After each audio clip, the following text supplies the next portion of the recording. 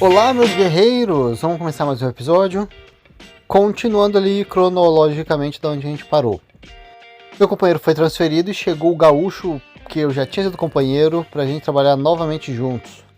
Essa época que eu tava ali em Galeão foi tensa no Rio de Janeiro inteiro, na verdade, por causa de um episódio. Uns terroristas tacando fogo nos ônibus no Rio de Janeiro, sim, com pessoas dentro, né, passageiro. De repente o cara chega, solta um galão de gasolina lá e começa a tacar fogo. E isso aconteceu, eu vi ali no meu diário, que 11 ônibus tinham sido queimados num dia, depois mais 10 no outro, então tava uma leva de ônibus sendo queimado e o presidente ligou para todas as áreas, para os missionários ficarem em casa. Ficou assustado o presidente. Falou, não saiam de casa até a segunda ordem. Mas felizmente não durou muitos dias isso aí não. Teve uma situação engraçada na rua fazendo contato, né? Então o contato a gente chega, aborda a pessoa, entrega o cartãozinho com o número e tal, ou às vezes já pega o endereço da pessoa para contatar e ir para casa dela visitar. E é aquilo, né? Você vai andando na rua, você seleciona a pessoa, tá passando perto de você e já vai planejando a abordagem. E o cara tava chegando perto de mim e quando eu falei, opa, tudo bom? O cara sacou o membro ali e começou a mijar no muro. Eu já tinha abordado ele, já tava com o cartãozinho esticado. E assim, não foi na maldade, não. Ele tava indo ali pro cantinho pra mijar e eu tava indo contatar o cara. Aí ficou aquele climão, eu com o cartãozinho esticado e o cara mijando. O cara pegou o cartão enquanto tava mijando. Cara, que situação, hein? O contato com uma pessoa na rua, ele parece uma coisa simples, mas é bem complexo na verdade, que você tem várias avaliações ali ao mesmo tempo. Você avalia a pessoa de longe, se a pessoa vai querer receber ou não. Quando você aborda a pessoa, você avalia a reação dela, se ela está interessada no que você vai dizer ou se ela está interessada em sumir dali. E é avaliado também o comportamento da pessoa, o interesse ali enquanto você está falando. Então digamos ali que o comportamento da pessoa ali foi ótimo ali desde que você abordou, começou a falar e tal. Em vez de você dar o cartão com o número, você vai perguntar se você pode visitar aquela pessoa e pegar o endereço dela. Na melhor das hipóteses. Na pior das hipóteses, que você vê ali que a pessoa já no início da abordagem não se interessou, você só entrega o cartão e fala, tem um número ali se quiser ligar, e a pessoa já tá longe de você, Jade. Mas tem situações ali que a pessoa não é nem um pouco receptiva. Teve uma vez que a pessoa me viu de longe, eu vi a pessoa ali, pensei, eu vou abordar, e a pessoa deve ter percebido. E assim, quando eu dei aquela respirada pra falar, a pessoa falou assim, não! Você fica desnorteado. Algumas outras frases que eu já escutei também na abordagem das pessoas é, eu sou ateu, graças a Deus. Ou outra ali também, eu tenho nojo desse Jesus. E outro cara falando, eu conheço esse Joseph Smith, mentiroso, safado. Então vamos dizer ali que 10% das pessoas é bem receptiva. Uns 80% delas pegam o cartão e uns 20% negam.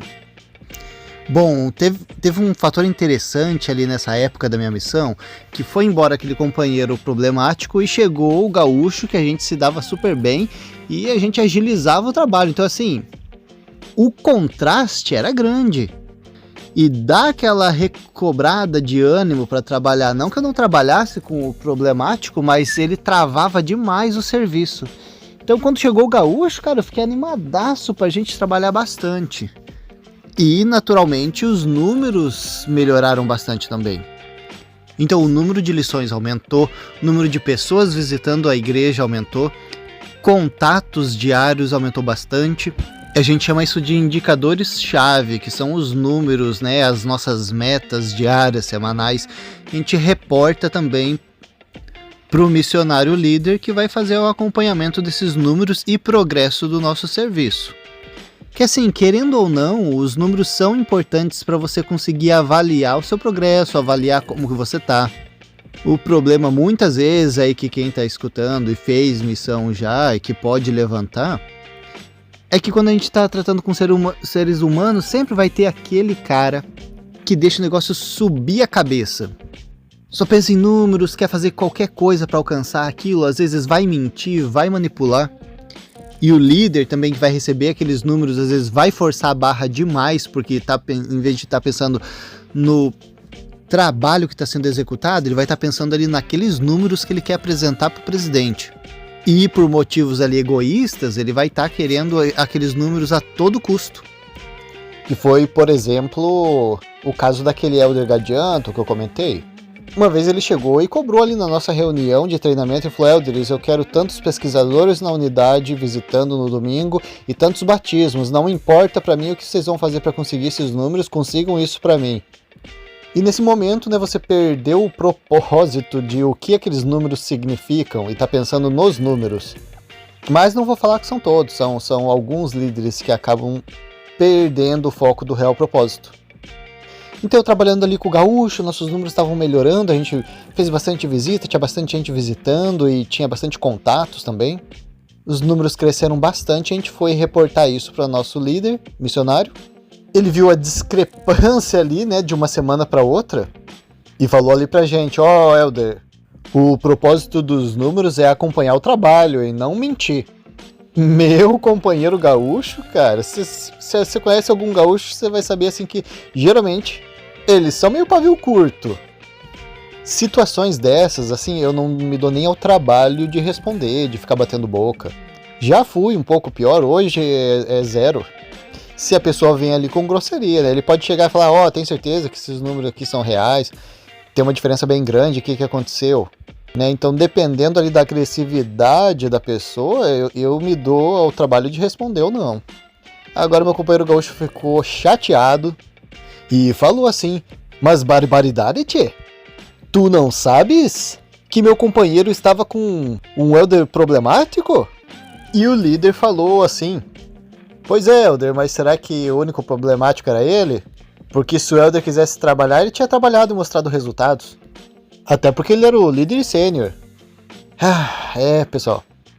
Não vamos falar nada assim dessa situação, sabe? Provavelmente eu já fiz um julgamento assim, né? Você já deve ter feito um julgamento assim.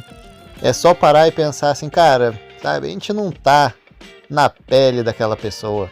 A gente não sabe o que tá acontecendo ali e julga. Então, dependendo da abordagem da pessoa comigo, muitas vezes eu nem me defendo, porque não tem necessidade de estar ali gastando meu tempo. Bom, um dia eu estava ali na igreja, num domingo de manhã. No meio de uma aula, chegou alguém ali e perguntou: quem que é o Elder de Curitiba aqui? Eu falei: eu. E a gente recebeu uma ligação, a pessoa vai ligar novamente. Então eu cheguei, sentei no bispado, fiquei esperando a ligação ali, 1000 coisas passando pela cabeça. Eu logo pensei assim, cara, alguém morreu. Alguém tá me ligando de Curitiba, alguém morreu e tem que me mandar essa mensagem agora. Eu fiquei pensando, cara, quem que morreu? Ai, cara, foi uma tensão esperar aquela ligação. De repente ligou e era o meu cunhado, que casou com a minha irmã ali, aquele cara que eu falei lá no primeiro áudio. Tinha feito missão no Rio de Janeiro também. E ele falou: tô chegando no Rio de Janeiro, ali no aeroporto do Galeão, eu sei que você tá nessa área aí, vamos se encontrar e tal. Eu pensei: que susto. Então eu encontrei com meu cunhado na minha missão. Ele até foi fazer uma lição com a gente, tá escrito ali no meu diário. Perguntei pro presidente, né, se tinha algum problema, e daí ele chegou, acredito, ele ligou nesse domingo, nosso PDE é na quarta, então ele chegou acho que na segunda, daí na terça ele foi resolver os documentos que ele chegou no Rio para fazer, saiu com a gente fazer algumas visitas, e daí na quarta a gente saiu fazer o PDE junto, a gente foi lá pro centro de Curitiba. Curitiba, cara, que eu tô falando de Curitiba? A gente foi no centro do Rio de Janeiro. E os missionários que passaram por lá, com certeza devem conhecer a tal da Uruguaiana. Um complexo de camelô. Não sei se é existente ainda, ele era meio ilegal na época, o governo estava tentando legalizar porque era um ponto turístico assim bem forte. Circulação de dinheiro e de pessoa ali. Não era puxadinho ilegal não, mas muitas das lojas provavelmente estavam na ilegalidade ali em questão fiscal. Mas era aquilo, tinha de tudo que você queria ali. Então a gente passeou lá e também fomos comer na Parmê Pizzaria. Todos os missionários na época conheciam a Parmê. Era um rodízio de pizza, então bebida de graça, né? Tinha as maquininhas lá de refri, de chá. Tomava bebida de graça e vinha sempre uma pizza diferente ali. Estava sendo servido um buffet de pizzas, assim, maravilhosa. Inclusive, quando eu visitei o Rio de Janeiro depois, com a minha esposa, a gente foi lá comer, eu falei, não, a gente tem que ir na Parmê, eu nem sabia que tinha, a Parmê ainda estava aberta. E ela até hoje fala que a melhor sobremesa que ela já comeu na vida foi lá. Muito bem. Um dia andando lá na favela do Barbante, de repente eu passei por perto de um carro queimado. Isso é bem comum, né? Você vê assim pelos cantos, carro queimado, carro roubado que foi largado lá e tá só a carcaça. E eu passei muito perto dele, a minha calça encostou no ferro. E tinha uma ponta que eu não percebi e ela rasgou a minha calça. E assim, foi forte, arrancou quase minha calça inteira. E eu tive que ir andando, segurando o pedaço, o cotoco da minha calça ali pra não ficar aparecendo a roupa de baixo. E fomos rapidão pra casa de uma irmã, a tia ali que eu falei, gente boa com os missionários. Chegamos lá, eu falei, olha que minha calça rasgou, que droga. E ela falou, olha, meu marido aqui, ele não tem calça social, eu vou ter que arranjar pra vocês uma bermuda. E eu fui de camisa social e bermuda voltar pra casa pra conseguir trocar de calça. Mas, pra você que não sabe, a vida da missão, que é com esse agito de transferências, corre pra cá e pra lá, a gente não carrega muita roupa não. Eu tinha 2 calças sociais, mais a calça do terno com o terno, mais ou menos ali umas 5 camisas sociais e uma vasta coleção de gravatas. Então vamos dar uma alinhada aqui na minha missão, para você ter uma ideia. Eu estava já faltando 4 meses e meio para terminar minha missão nessa época. Chegando à transferência, eu pensei, cara, os missionários fazem uns cálculos na cabeça para ter uma ideia de como vai ser o término da sua missão. E eu pensei, ou você é transferido agora ou na próxima, porque geralmente você não é transferido na sua última transferência na missão, você não vai ficar tipo 1 mês e meio numa área. Geralmente você vai terminar ali com uns 3 meses na última área, mas passou a transferência e nem eu nem meu companheiro fomos transferidos. Então eu pensei, então tá bom, vai ser na próxima provavelmente, e vou ficar mais uma transferência aqui com ele, vai ser bacana. Tava gostando da área, mas não passou muitos dias depois da transferência, recebi aquela famosa ligação, transferência de emergência, Elder. Well, Elder, preciso da sua ajuda novamente. O presidente me mandou para Queimados, totalmente oposto a onde eu tava. É uma outra cidade, bem distante, na verdade, do Rio. Então, assim, tem Nova Iguaçu, tem o Rio, tem Nova Iguaçu e depois tem Queimados. Acho que tem Nilópolis também no caminho, então é longe, tinha que ir de trem. E o motivo da transferência? Toda transferência de emergência tem uma história para contar. Os missionários estavam visitando uma família, um casal, e a mulher acabou se apaixonando pelo missionário, A pesquisadora declarou pro missionário que ela estava apaixonada por ele e pro marido também, falou pro marido que queria o Elder. O marido então tinha uma arma e queria matar os missionários, e daí os missionários não estavam seguros naquela área mais.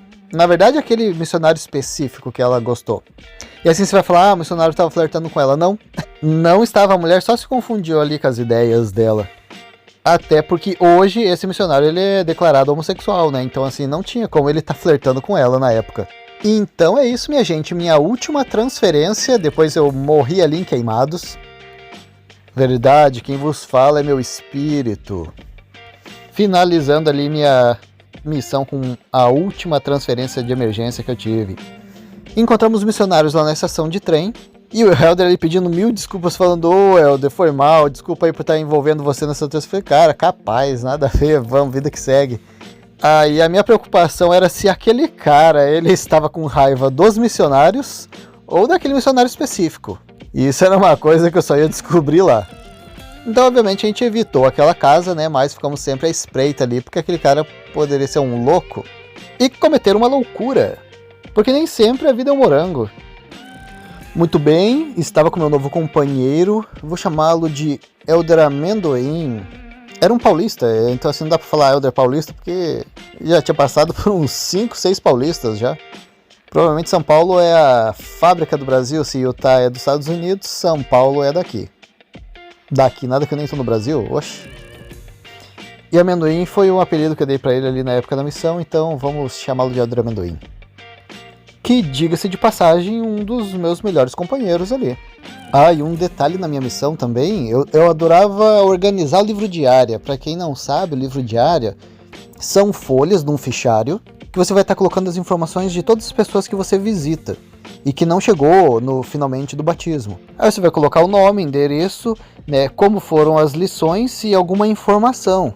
Por exemplo, lá em Bangu, Quando eu cheguei lá na área, o livro diário era quase inexistente. Não tinha quase nada. Então, assim, eu era um elder que deixava bem organizadinho. Até quando o presidente passava nas nossas casas, sempre ele elogiava: ah, elder, o seu livro diário está sempre organizado, sempre bem feito. Parabéns! Parabéns! E uma vez lá em Bangu, a gente passou por uma casa e o cara, tipo, bem agressivo. Provavelmente ia dar um problema bem grande se algum missionário voltasse naquela casa. Tipo, a gente cortou aquela pessoa. Cortar é parar de ensinar, tá bom? A gente não feriu fisicamente ninguém, tá? E geralmente a gente tinha uma parte ali naquele livro diário pra falar: ó, não visita essa pessoa porque vai dar problema. Ou tinha as snakes também, tinha o endereço das snakes lá e falava: não visite essa pessoa, snake. Mas às vezes, teve até uma vez assim, a parte mais engraçada que eu já vi num livro diário foi assim: tinha o nome da pessoa, o endereço, e daí nos comentários estava escrito: ele gosta de balão. Assim, informação assim super relevante, talvez assim, pra você ter uma aproximação que a pessoa fala: aí cara, aí beleza, gosta de balão? Sei lá.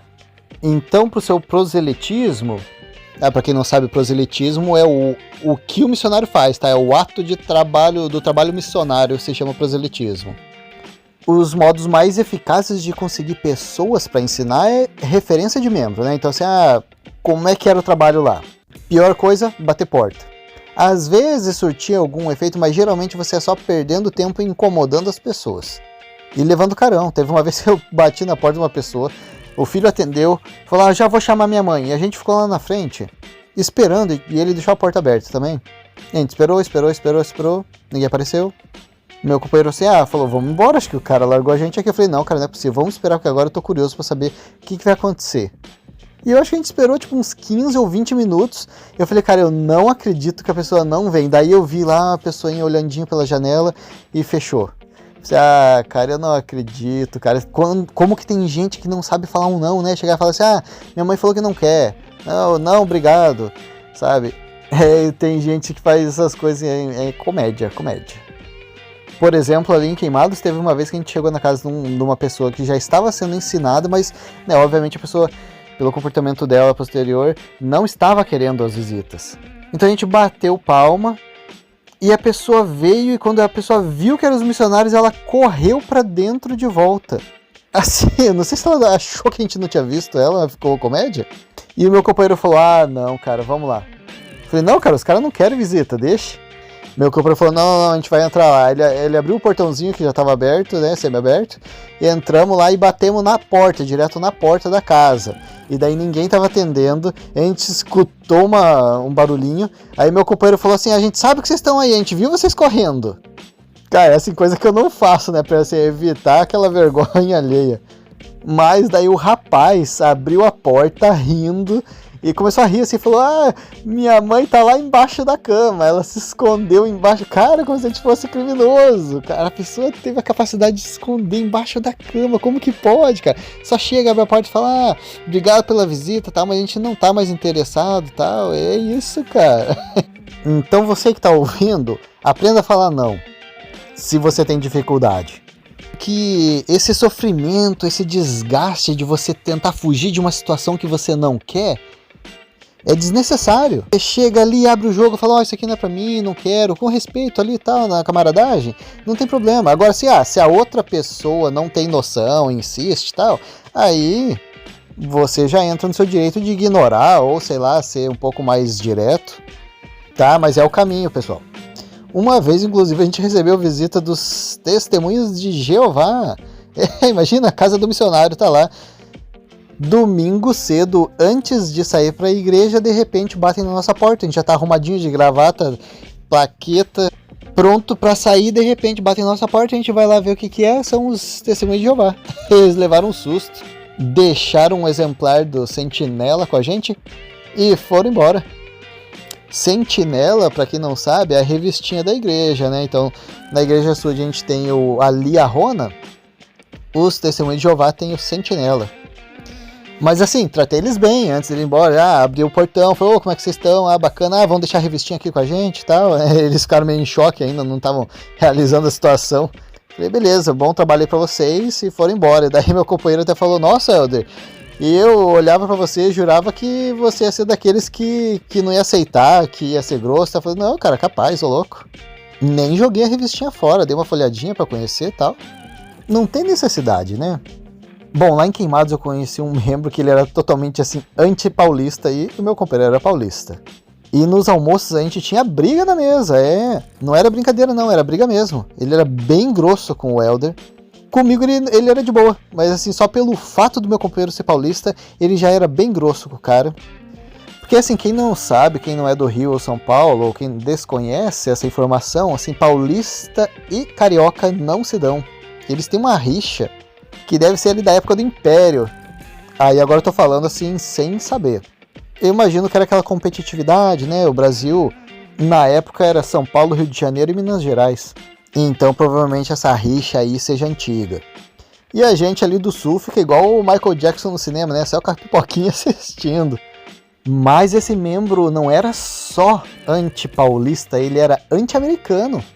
Inclusive, uma frase do dia no meu diário é dele. Ele falou assim: os americanos são o câncer do universo. E ele falava mal dos americanos, dos elders americanos também. Teve um elder ali que eu vou chamar de elder churrasco, que passou pela área. O nome do cara em inglês é relacionado a churrasco, tá? E esse membro odiava ele. Então tava sempre ele destilando o ódio dele. A gente almoçou lá algumas vezes. Mas tem uma história engraçada na casa daquele membro. Vocês estão ligados que tem aquelas garrafas PET cheias de produto de limpeza? O pessoal produz produto de limpeza e vende nas Kombi, na rua, e vende dentro da garrafa PET de refrigerante. Às vezes é azul, amarelo, verde. É amaciante, água sanitária, bem diluidão assim com água. E uma vez a gente estava saindo do almoço na casa desse membro, tava acho que só a irmã e o filho pequeno.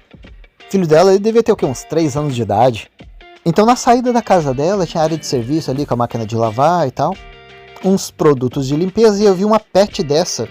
Aí eu abri pra cheirar, pra ver assim, tipo, que produto que era aquele. Assim, na curiosidade, nada a ver. E quando eu fui levando pro nariz, a irmã deu um grito assim: não, Helder, é xixi! Eu larguei a porcaria da garrafa e falei, cara, que droga que tem uma droga de uma garrafa com xixi aqui, cara. Ela falou, meu filho fez xixi nessa garrafa. Aí ela falou, você tem que cheirar tudo, é Helder Perdigueiro, pronto. Aí aquela família sempre me chamou de Helder Perdigueiro. Pra quem não sabe, Perdigueiro é aquele cachorro farejador.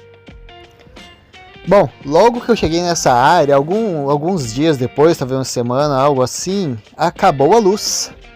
Sim, novamente os missionários estavam deixando de pagar a luz. Então assim, o que acontece com as contas? Conta de água, luz, telefone. Não, o telefone era no começo só da missão. Mas gás, por exemplo. A gente comprava o gás ou pagava as contas e depois pedia o reembolso. Mas assim, como a gente está tratando de missionário, é aquela pessoa que acabou de sair de casa, a mãe e o pai fazia tudo. Muitos não tinham o costume de ter aquela responsabilidade de pagar as contas. E deixava atrasar, cara. Daí assim, de novo, já tinha chego em Galeão e tava sem luz por deixarem de pagar a conta. Inclusive lá eu tive que pagar acho que 3 contas de luz para poder voltar a luz.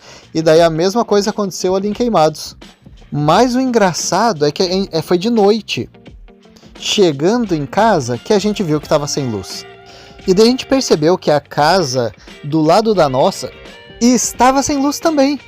E a gente viu que no computador, no reloginho de luz, tava uma notificação. Então o pessoal da Light, que a Light é a empresa de luz ali, né, em Curitiba, é a Copel. Mas a Light deixou um comunicado ali, tem que pagar a conta porque tá atrasada e depois a gente vai vir cortar definitivo. Eles só desligaram o disjuntor ali. E quando a gente ligou o disjuntor de novo, a luz da nossa casa acendeu e do vizinho também. E o vizinho é o dono da casa, então ele morava na casa dos fundos e alugava a da frente. E cara, o safado tava fazendo a gente pagar as 2 contas de luz, cara. Eu imagino assim, nenhum missionário se atentou a isso, não vou nem julgar, né, porque ele não vai ficar reparando ali no relógio de luz. Mas eu pensei, cara, imagina quanto tempo que esse cara já não tava fazendo isso. E daí a gente foi analisar o histórico de conta de luz, a gente viu ali que já fazia ano que a luz deu um solavanco no preço. Então, grande chance ali do cara já estar quase 1 ano sem pagar a conta de luz, vivendo ali dos missionários da missão, tá pagando a conta dele. Safado! Bom, uma vez ali, andando na rua, de novo, passando pela frente de uma congregação, pastorzinho no microfone, viu a gente e gritou: "Vocês, falsos profetas, queimem! Queimem! Queimem!" Eu pensei, cara, como que uma pessoa no meio de um culto dela ali fala uma coisa dessa? Cara, que agressividade.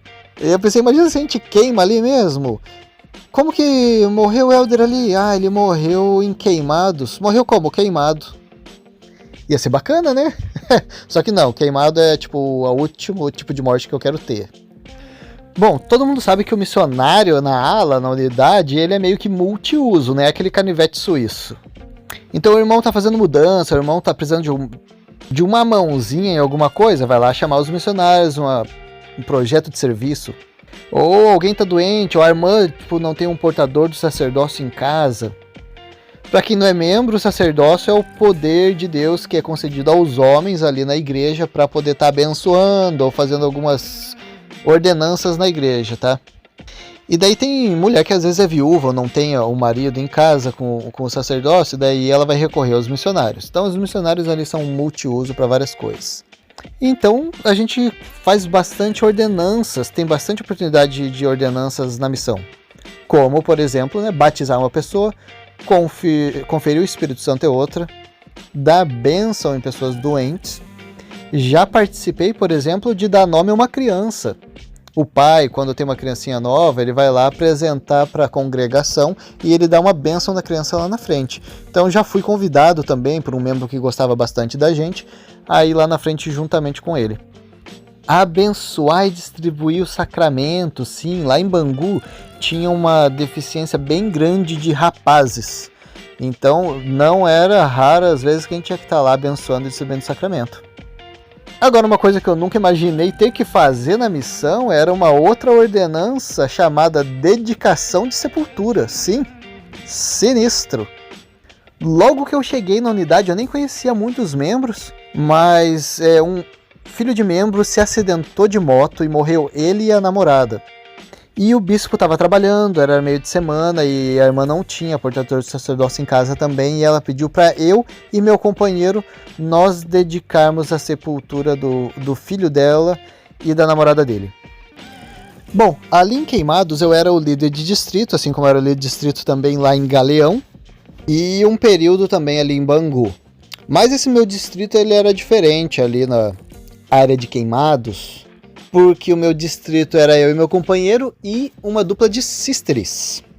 Sim, primeira vez que eu estava trabalhando ali diretamente com sisters. Talvez eu já tive sisters na minha zona, que é um grupo maior de missionários, mas nunca no meu distrito.